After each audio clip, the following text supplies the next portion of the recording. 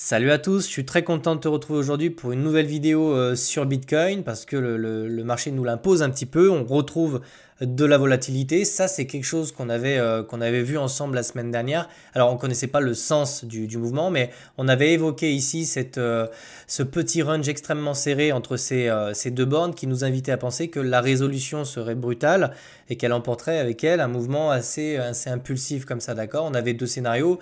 On avait le retour autour des 110 000 dollars parce qu'on a des intérêts là-bas. Et on avait le retour sur la moyenne mobile autour des 85 000 dollars, d'accord?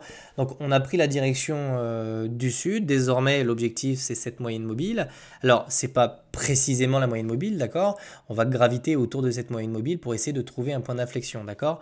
On a plus d'une raison de le penser. Alors déjà parce qu'on retrouve des intérêts qui sont extrêmement intéressants ici. La zone de survente sur BTC, c'est très souvent sur un cycle haussier des points d'intérêt et des points d'entrée qui sont intéressants, d'accord? Alors moi je ne recharge pas sur ces points-là parce que les derniers rechargements je les ai fait autour des 55 000 dollars et c'était des intérêts ça m'intéressait beaucoup plus de recharger autour des 55 000 dollars. Vu mon exposition sur le marché, je ne rechargerai pas celui-là, mais c'est un point d'entrée qui est intéressant sur Bitcoin. Très souvent quand on vient chercher ici la zone de survente, c'est très souvent le point bas d'une structure, d'accord? Alors on regarder ça ensemble. Les trois dernières fois où on est revenu ici chercher ces zones de survente ici, ça s'est remarqué sur ma charte par des candles vertes, tu vois. Donc là, on a une candle verte, donc ça c'est un indicateur qui colore mes candles en verte quand on est dans la zone de survente. Et les trois dernières zones de survente se sont fait ici, donc je vais te les tracer pour mettre en perspective que j'essaie de t'expliquer. On avait celui-là, d'accord, le premier, on a eu le deuxième qui s'était fait sur ce niveau-là, on avait eu ensuite le troisième sur ces niveaux-là, et si tu regardes ces trois points d'inflexion qui se sont faits dans la zone de survente et qu'on trace un rectangle, ça s'était fait globalement sur les trois derniers bottoms connus sur Bitcoin.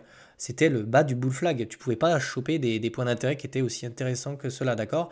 Et ça s'était fait au pullback de cette moyenne mobile 200 qui est extrêmement intéressante sur le 200, une moyenne mobile 200, d'accord? Dans daily. Donc la moyenne mobile plus ces trois points d'inflexion me laisse penser qu'ici, on peut s'approcher tout doucement en fait d'une zone dans laquelle on peut connaître comme ça un petit point d'inflexion pour un rebond à minima technique. Un rebond technique nous ramènerait en fait pour revenir chercher tout simplement le support qu'on a perdu. Auquel cas, si vraiment on est sur quelque chose d'extrêmement baissier, on se ferait rejeter dessus avec un. Je vais vous montrer, mais si vraiment on faisait quelque chose comme ça, on pourrait se faire rejeter, vous voyez, sur ce niveau-là. Donc, ce que vous devez savoir ici, c'est que ce niveau d'inflexion qu'on commence à trouver et qu'on va construire dans les prochains jours, prochaines semaines, peuvent nous ramener à minima en fait autour du support avant de se faire rejeter, d'accord?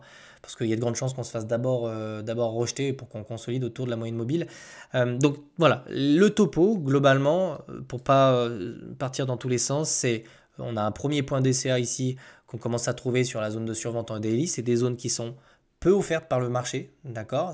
Tu vois, les dernières se situaient globalement en août 2024. Puis ensuite, on avait août 2023. Donc, tu vois, ça fait. Puis la dernière, après, c'était mars 2023. Donc, on n'en a pas beaucoup. Et les dernières zones, donc, on avait celle-ci. Ensuite, on avait celle-ci. Donc, toujours au contact de la moyenne mobile. La moyenne mobile ici, d'accord? Ensuite, on avait celle-ci au contact de la moyenne mobile. Et on est de nouveau, en fait, au contact de la moyenne mobile avec ce point DCA. Donc, si tu in tous les points DCA sur la moyenne mobile 200, ça t'offre quand même des entrées. Alors, ici, on ne sait pas si le marché se retourne ou quoi, hein. On est toujours sur une tendance haussière pour moi, tant qu'on maintient ces niveaux-là, d'accord? Donc dans ces zones-là, en général, tu vas trouver ouais, presque un petit peu de la capitulation, hein. C'était un petit peu ce que j'avais ressenti ici quand on était sur ces niveaux-là, alors que bon, moi j'avais racheté du BTC sur ces niveaux-là, mais je me souviens très bien qu'on avait du FUD et tout sur Twitter. Alors bon, là on est passé dans autre chose. Je vois les alts quand même qui prennent très très cher.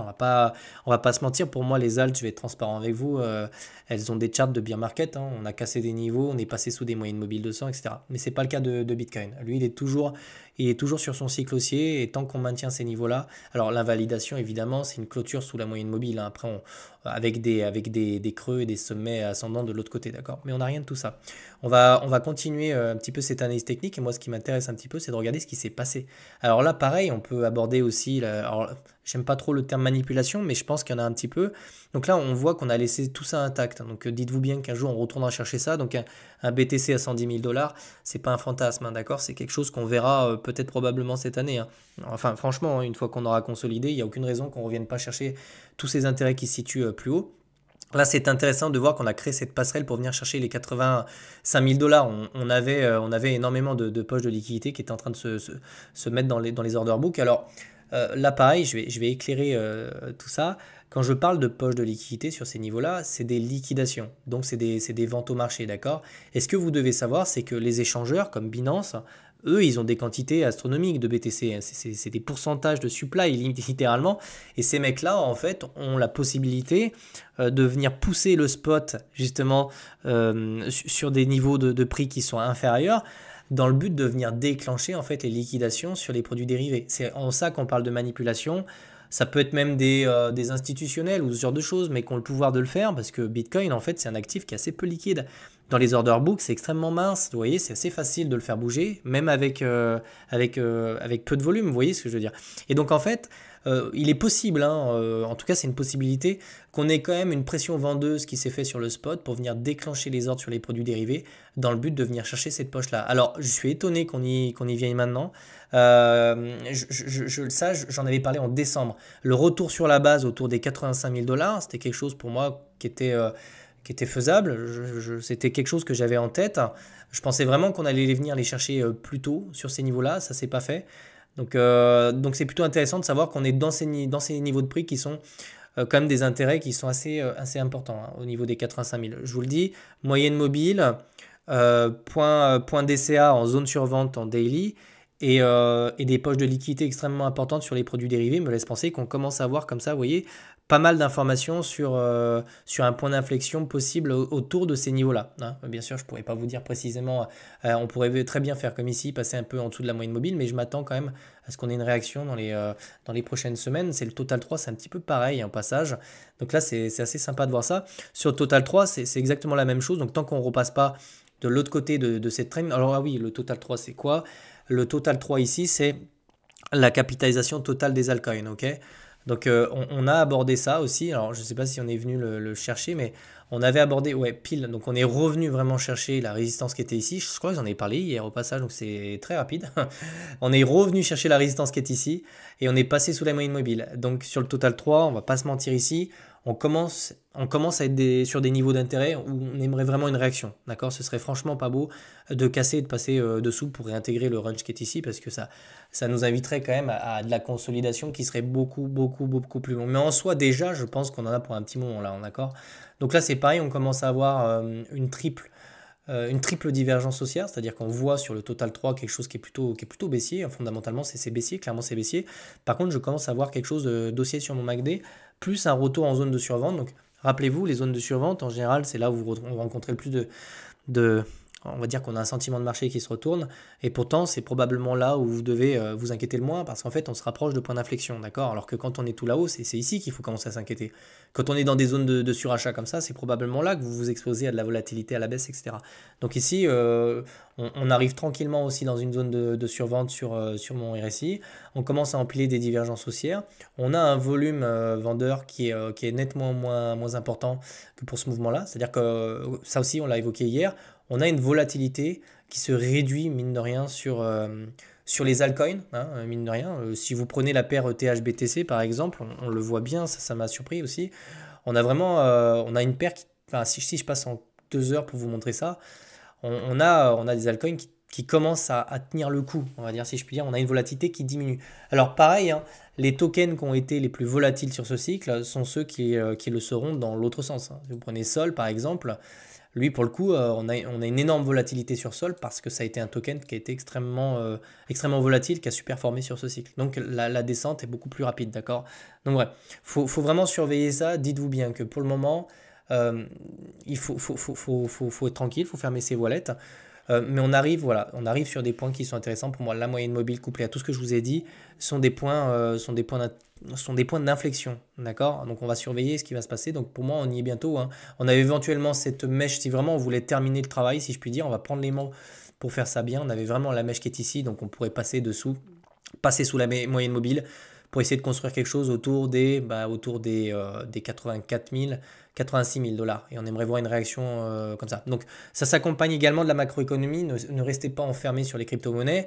On a exactement la même chose. Alors je voulais vous montrer ça d'ailleurs au passage pour que vous puissiez prendre du recul. Certains s'imaginent que c'est la fin des crypto-monnaies et que ça concerne que les crypto-monnaies, mais non, vous prenez le Nasdaq, je le traite tous les matins, ça dégueule aussi, c'est de la même...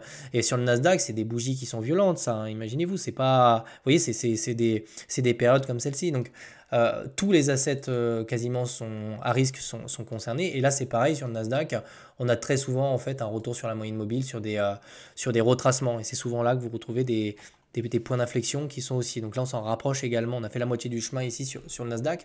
Donc dites-vous bien que ça concerne vraiment énormément. Je crois que le S&P 500, c'est pareil. Donc on est dans une période où les indices ont tendance à corriger. Petite chose positive quand même. Un dollar index qui continue, lui, à perdre de la valeur en daily. Donc c'est plutôt intéressant parce qu'un dollar index qui baisse, c'est plutôt bon signe normalement pour les indices à risque. Donc je pense que lui, il price peut-être les tarifs de Monsieur Trump. Je pense qu'il n'a pas l'air d'apprécier ça. Et les taux obligataires qui baissent, donc ça aussi normalement c'est plutôt une bonne chose parce que si les taux obligataires baissent, c'est moins intéressant de mettre sa thune dessus.